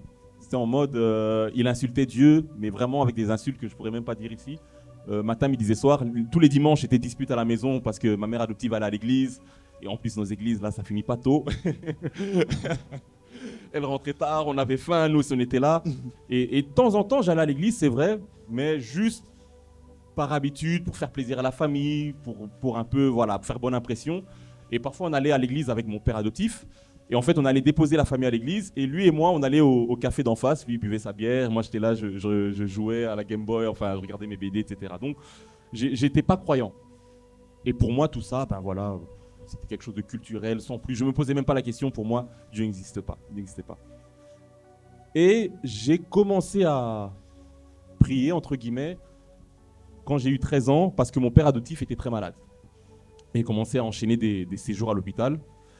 Il n'avait même pas 50 ans, il avait déjà fait une crise cardiaque. Donc pour ceux qui connaissent en médecine, c'est très jeune, une crise cardiaque avant 50 ans. Et forcément, on commençait à prier à la maison. Quand il était hospitalisé, on commençait à prier à la maison. Il y avait des personnes de l'église qui venaient de temps en temps à la maison prier, qui faisaient des veillées, etc. Et oui, un peu comme tout le monde, même les non-chrétiens, même les non-croyants, souvent quand on est un peu face à un désespoir, on commence à prier, on cherche Dieu, n'importe quelle divinité, juste parce qu'on n'a pas de solution avec nos propres moyens. Mais je n'étais pas toujours convaincu. Et la suite de l'histoire, vous la connaissez. Finalement, mon père va décéder. Et lorsque j'avais 13 ans et qu'il est finalement décédé, là, je me suis dit, mais c'est le coup de grâce. Les probabilités pour qu'avant 14 ans, je perde 3 parents. La vie m'a donné 4 parents, j'en perds 3 sur les 4. Et je commençais déjà à me dire, c'est qui la suivante? Et un sentiment qui est très important, qui arrive aussi, qui est très fort, c'est la culpabilité. C'est que du coup, je me sentais coupable. Je me disais, mais finalement, le point commun entre ces 3 personnes, c'est moi. C'est que c'est moi le problème. Et quand on est coupable, quand on se sent coupable, qu'est-ce qu'on a envie de faire? Mettre fin à ses jours. Et donc là, j'ai commencé vraiment à vivre avec des envies de suicide, mais tout le temps. J'avais vraiment envie de mettre fin à mes jours. Et jusqu'aujourd'hui, je ne saurais même pas vous dire qu'est-ce qui m'a empêché de passer à l'acte. Et c'était vraiment difficile. Et dans cette même période, un de mes cousins, qui est du coup devenu mon frère adoptif, venait de se convertir. Parce que lui aussi, il flirtait un petit peu avec l'islam et finalement, il a été touché pendant cette période où on priait pour notre père qui était malade. Il a commencé à aller à l'église, il a donné sa vie à Christ et sa vie a totalement changé. Et forcément, quand on est nouveau converti, on est zélé et commence à me parler de Dieu, à m'encourager, mais viens à l'église, non, c'est trop bien, viens. Et il me saoulait un petit peu, il faut dire la vérité. À ce moment-là, je trouvais ça, c'est bon, frère. Et, et il insistait. Donc, de temps en temps, de nouveau, j'allais à l'église, mais sans conviction. Moi, mon cœur, il était meurtri, il était en 1000 morceaux. Je me sentais coupable, j'avais juste envie de m'ôter la vie.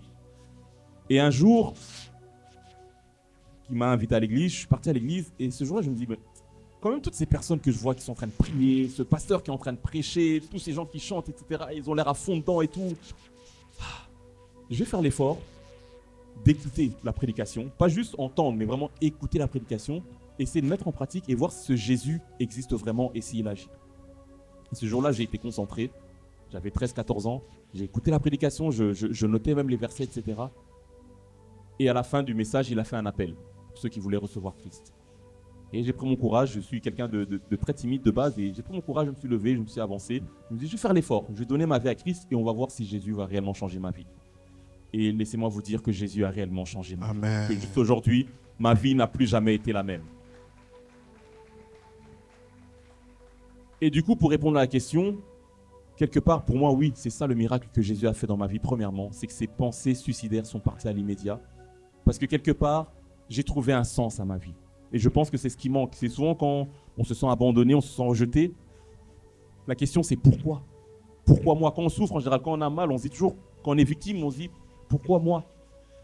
Et quelque part, j'ai compris qu'il fallait que ces choses arrivent, même si c'est très dur, mais pour que je rencontre le Seigneur, pour que je rencontre l'existence. Et j'ai trouvé ma voie, j'ai trouvé un sens à ma vie et ça m'a permis de relativiser, de comprendre pourquoi ces événements sont arrivés et de pouvoir aujourd'hui, comme Jonathan le disait tout à l'heure, le pasteur, toucher ma blessure sans douleur parce que le Seigneur m'a consolé.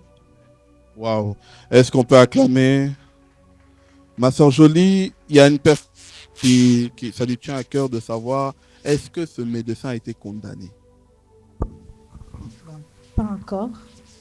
Comme vous avez dit tout à l'heure, l'affaire est en cours. Donc pour le moment, non. Mais il exerce jusqu'aujourd'hui. Et je me suis rendu compte que je ne suis pas la seule victime. Waouh. Ouais. Il a fait aussi d'autres victimes. Il y a beaucoup de victimes. Mais bon. Pour le moment, non, il n'est pas encore condamné. Et j'espère qu'il le sera. Waouh. Pasteur Daniel Jonathan, est-ce que la foi et la thérapie peuvent coexister? Est-ce que aller voir un psy, on a une psy ici, hein, est une faiblesse spirituelle? Eh ben, non. Alors, je vais essayer d'être très sage et équilibré dans ma réponse. Je crois que Dieu est la source de toute intelligence. Je crois que Dieu est la source de toute sagesse. Et si Dieu donne l'intelligence à des psys pour régler certains aspects qui peuvent ne pas être, comme je l'ai dit, on est esprit, âme et corps. Et le spirituel est la plus importante. Ça veut dire que si on est bien spirituellement, ça va affecter tout. Mais si Dieu a donné l'intelligence aux médecins pour gérer nos corps, il donne aussi l'intelligence aux psys pour toucher l'émotionnel qui a souvent besoin de... J'espère que ma réponse a été claire et que tu ne vas plus me poser ce genre de questions. Déjà, dans mon église, j'ai une de mes leaders, elle est psy. Moi, je crois qu'il faut aussi dissocier la psychologie et l'évangile aussi, mais je ne pense pas que c'est quelque chose qui est contraire. Okay. Et j'ai une leader qui est psychologue, j'ai des psys dans mon église qui sont vraiment des psys. Mais pourquoi alors d'autres pasteurs ont du mal à accepter que peut-être dans certaines situations, la personne a besoin de prières, mais elle a aussi besoin d'être suivie?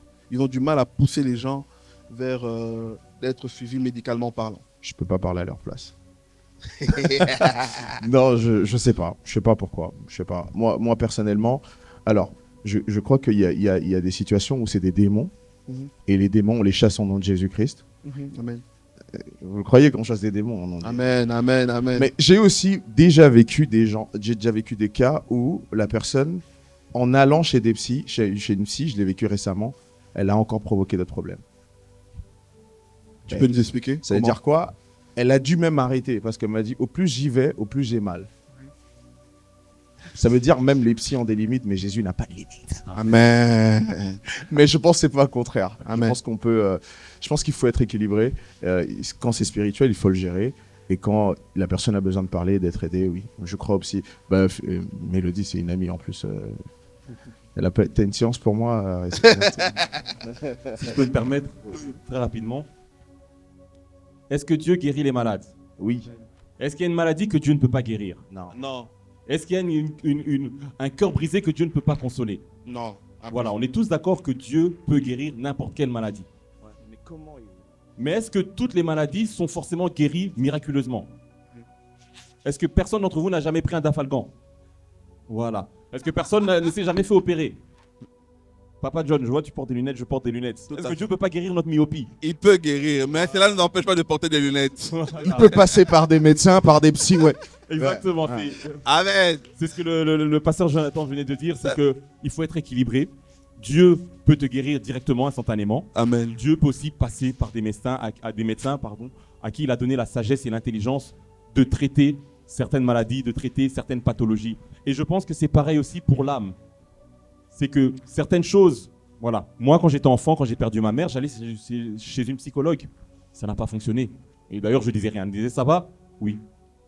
Et la séance, c'était ça. T'as besoin de parler? Non. C'était comme ça. Et ça ne m'a pas aidé. Par contre, en me convertissant, Jésus m'a totalement libéré. Mais il y a d'autres personnes aussi qui ont besoin d'être traitées. Et je pense que tous les pasteurs n'ont pas non plus des notions, des connaissances et des outils pour aider le psychologique. Tout à l'heure, le pasteur l'a très bien dit, il y a l'âme, l'esprit, le corps, mais l'âme, le domaine émotionnel, c'est aussi certaines choses qui se traitent de manière psychologique. Et je bénis vraiment Dieu que de plus en plus, je trouve qu'on est dans une génération où on a de plus en plus de psychologues aussi chrétiens, chrétiennes. Tout à fait. Qui manquent aussi parce qu'au moins on est sûr qu'ils vont rester dans la parole de Dieu. Parce que c'est clair que la psychologie, c'est un sujet très sensible. Il y a certains psychologues, tu viens de donner un exemple, ou qui vont aller plutôt dans des pratiques de méditation, de faire le vide, etc., qui vont complètement à l'encontre de ce que nous prêchons, bien entendu. Mais il y en a d'autres aussi qui vont utiliser les mêmes outils psychologiques, mais dans le cadre de la parole de Dieu. Et donc, voilà, il ne faut pas en vouloir aux pasteurs. Tout ne se règle pas que par la prière. Mais il y a quelque chose aussi qui a été dit. Je pense que c'était une des premières questions, mais on est passé très vite là-dessus. Quand on parlait un peu des tabous, etc. Et je pense que c'est propre aussi à une culture. Bon, je vois qu'on est beaucoup d'afro-descendants. Dans la culture africaine, il y a beaucoup cette culture du tabou. On ne va pas se mentir. Il y a certaines choses qu'on ne dit pas. Comme ça. Et ça, on t'explique pas. On t'explique pas. C'est Tu comme poses pas ça. de questions, c'est comme ça. Je vais vous donner un bête exemple. Le nom de famille de mon père biologique, je l'ai connu à presque 30 ans. Donc j'imaginais de mes 3 ans jusqu'à mes 28, 29 ans, on m'avait jamais donné son nom de famille. Je ne connaissais que son prénom. Pourquoi? Parce qu'il y a une espèce de tabou implicite qui fait que je ne pose pas de questions, on ne me donne pas non plus d'informations et on reste dans un silence. Et au-delà de ça, je pense qu'aussi dans la culture africaine, on a peur, enfin pas qu'on a peur, mais on n'ose pas aborder tout ce qui est santé mentale, tout ce qui est psychologie, parce qu'on pense qu'aller voir un psy, c'est forcément être fou, être dérangé ou être possédé. Et que les psychologues sont des démons, des sorciers qui vont nous remplir encore plus de démons. Non, je pense que c'est quelque chose qu'on doit démystifier. Beaucoup de choses qu'on fait sont psychologiques. Lorsqu'on prêche, pourquoi par moments on crie? Et puis on se calme. C'est des principes psychologiques quelque part. Ça attire votre attention parce qu'il y a un changement de ton. Donc la psychologie n'est pas forcément quelque chose de démoniaque. Il faut rester dans l'équilibre et dans le cadre de la parole de Dieu. Mais je pense que c'est un thème qu'il faut aborder. Et je termine par ça. Jésus, sa première prédication, première fois qu'il prend la parole quand il va dans la synagogue, il lit ce passage d'Ésaïe qui dit « L'Esprit du Seigneur est sur moi, car l'Éternel m'a oint pour annoncer la bonne nouvelle et pour guérir les paralytiques. » C'est ça qu'il a dit. Pour guérir les aveugles. Non. Pour guérir les malades. Même pas. Pour guérir ceux qui ont le cœur brisé. Donc le souci du Seigneur, c'est ta santé mentale. C'est quoi le cœur brisé? C'est l'âme, c'est les émotions, c'est la tristesse, c'est le sentiment de rejet, le sentiment d'abandon. Ce sont des choses qui comptent devant le Seigneur. Donc même si parfois, peut-être dans nos églises et surtout dans nos communautés, on n'en parle pas souvent, mais aux yeux de Dieu, ça compte. Un cœur brisé devant le Seigneur, c'est pas un appui de faiblesse, c'est pas un aveu de faiblesse, c'est une réalité. La Bible dit quand le malheureux crie, l'Éternel entend. Mais c'est quoi un malheureux? C'est quelqu'un qui se sent mal, quelqu'un qui est triste, quelqu'un qui est blessé, qui est brisé. Et le Seigneur prend soin de cela aussi. Waouh, waouh, waouh. Est-ce qu'on peut acclamer? En tout cas, mon réalisateur me fait signe que le temps nous fait vraiment défaut. Nous sommes en train de déborder, mais nous allons clôturer dans quelques minutes. Je donnerai la parole à chacun d'entre vous afin de pouvoir clôturer. Je vais commencer par notre psychologue, notre servante de Dieu, Mélodie. J'aimerais que tu puisses conclure avec cette question en même temps et tu donnes aussi la dernière pensée que tu aimerais communiquer. Cette personne, elle a demandé comment gérer la relation avec des parents qui sont de manière répétée une source de déception ou de blessure. Est-ce que c'est normal ou sain de finir par se sentir détaché d'eux émotionnellement, même si on leur en veut pas de mal? Qu'est-ce que tu peux dire à cette personne-là et peut-être donner aussi ton dernier mot par rapport à ça? Je pense que vous avez compris, moi je mets toujours des nuances parce que chacun est différent, mais je pense que déjà il faut réaliser que nos parents sont humains et donc ils ne sont pas parfaits malheureusement, même si parfois ils sont chrétiens et que du coup ils vont blesser. Je pense que ce qui est important, c'est d'arriver à mettre des bonnes distances émotionnelles. C'est difficile pour moi de répondre à cette question parce que j'essaye toujours de trouver cette bonne distance avec mon propre père. Parce que mon père constamment va avoir des comportements, la génération maintenant dirait toxiques, mais en même temps parce qu'il est blessé, il ne sait pas comment aimer et du coup il blesse. Et du coup, au lieu de rentrer en confrontation avec lui, de me distancer de lui, j'apprends à voir l'enfant de Dieu blessé et pas juste la personne qui me fait du mal. Maintenant, c'est parce que j'ai travaillé sur moi, c'est parce que Dieu guérit, est en processus de guérison, mais c'est au lieu de condamner la personne, peut-être, tout en mettant des limites appropriées et se protéger, mais de continuer à aimer la personne et la voir comme Dieu la voit. Amen, wow. Est-ce qu'on peut acclamer? Et ton dernier mot serait quoi pour une personne qui est ici dans cette salle? Ton dernier mot serait quoi pour une personne qui nous a suivis et que tu aimerais qu'elle puisse retenir quelque chose? Ouais, déjà, il y a plusieurs choses qui ont été dites et qui étaient très intéressantes. Première chose, aller voir des psys. C'est important. Notre âme est brisée et quand notre âme est brisée, c'est une porte ouverte au spirituel. C'est une porte ouverte aux démons. Et donc, c'est important d'aller voir, enfin, je dis psy, mais que ça soit quelqu'un de confiance qui va vous aider à guérir. Aller voir un psy, c'est pas pour les fous. Aller voir un psy, pour moi, je pense que toute personne devrait aller voir un psy. Et même une personne qui va bien devrait aller voir un psy, comme un check-up en finale, pour voir comment ça va. Et vous avez tous les deux parlé de pensées suicidaires. Et je pense que c'est important aussi, dès qu'il y a des pensées suicidaires, aller voir quelqu'un, discuter avec quelqu'un. Vous n'êtes pas seul. Et prier, oui, la prière, c'est bien. Allez voir vos pasteurs. Et si votre pasteur ne sait pas vous aider, allez voir quelqu'un, allez voir un leader, allez voir quelqu'un qui pourra vous aider. Et pour les moins de 23 ans, les psys sont gratuits. Donc n'hésitez pas à aller prendre rendez-vous. C'est important de prendre soin de votre santé. Comme vous prenez soin de votre santé physique, c'est important de prendre soin de votre santé mentale. Merci en tout cas pour cette information. Est-ce qu'on peut acclamer pour la servante de Dieu? Ma sœur Jolie, qu'est-ce que tu peux dire peut-être en tant que personne qui a été blessée longtemps, aujourd'hui guérie? Quel conseil tu peux donner à une personne peut-être qui est dans cette situation encore blessée, mais qui cherche des moyens de guérison en 1 minute? Qu'est-ce que tu peux dire à cette personne? Bon, déjà, à toutes les victimes d'abus, moi je dirais que c'est pas à vous d'avoir honte. C'est pas à nous d'avoir honte. La honte doit changer des camps. Si j'ai décidé de parler de mon histoire, justement, c'est pour donner le courage à d'autres victimes. Parce que pendant des années, plus d'une dizaine d'années, moi j'ai vécu dans la honte. J'ai porté le poids de la honte alors que c'était pas à moi d'avoir honte. C'est pas à nous d'avoir honte. Si tu as été victime, et peu importe ton passé, peu importe ce que tu as vécu dans le passé, c'est pas à toi d'avoir honte. Donc, il faut parler. Trouve quelqu'un, même si c'est juste une personne, une amie. Moi, s'il y a une chose que je regrette aujourd'hui, c'est de ne pas avoir eu le courage de parler. Donc, parle. Il faut parler, même si c'est un membre de la famille. Si tu as été abusé par un oncle, par un cousin, il faut parler. Même si on te dit, ouais, tu vas diviser la famille, on s'en fout. Tu dois parler. Amen. Il faut parler. Tu n'as pas à vivre ça, tu n'as pas à vivre dans la honte, c'est pas à toi de subir. Et puis, je dirais qu'il y a encore de l'espoir. Amen. Wow. J'ai décidé aussi de parler pour montrer qu'il y a encore de l'espoir. Amen. Amen. Est-ce qu'on peut acclamer pour ça? Aujourd'hui, je suis là, je suis mariée, Dieu m'a fait grâce, je suis bien dans ma vie. Donc, peu importe ton passé, ne te limite pas. Ne crois pas que c'est fini pour toi. Tu vois, l'ennemi peut essayer de te dire que c'est fini.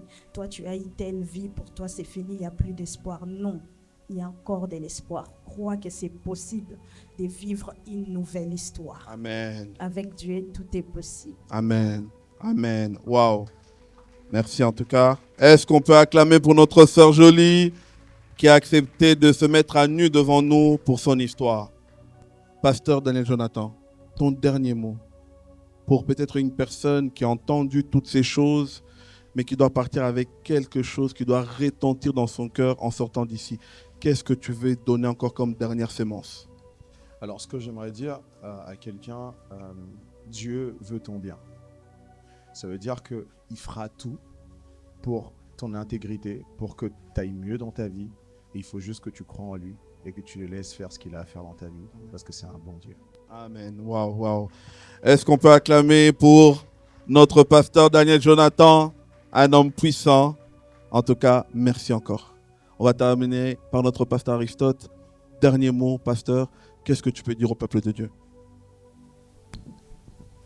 Vraiment, évitons les tabous. Parlons. Soyons honnêtes, soyons vrais. Dans le milieu de la famille, dans le milieu de l'église, dans nos communautés, il faut dire les choses, il faut dire les termes, il faut dénoncer là, il faut dénoncer, il faut encourager là, il faut encourager, il faut écouter là, il faut écouter. Comme ma sœur l'a dit tout à l'heure, la honte doit changer de camp. La honte ne doit jamais être du côté des victimes, mais du côté des bourreaux.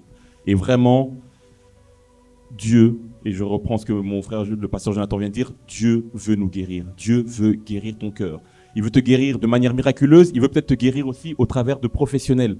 Donc n'aie pas honte d'ouvrir ton cœur à Dieu, d'aller voir l'aide nécessaire. Si ton pasteur peut-être peut s'occuper de la partie spirituelle, mais n'est pas capable de s'occuper de la partie psychologique, n'aie pas peur d'aller voir des professionnels. En plus, Dieu nous fait grâce, nous avons des professionnels qui sont aussi chrétiens, qui partagent les mêmes valeurs que nous, qui vont le faire dans un cadre spirituel, qui respectent notre foi, notre engagement envers Dieu. Donc, ne laissons pas l'ennemi gagner du terrain, mais vraiment, soignons notre santé mentale avec l'aide du Seigneur au nom de Jésus.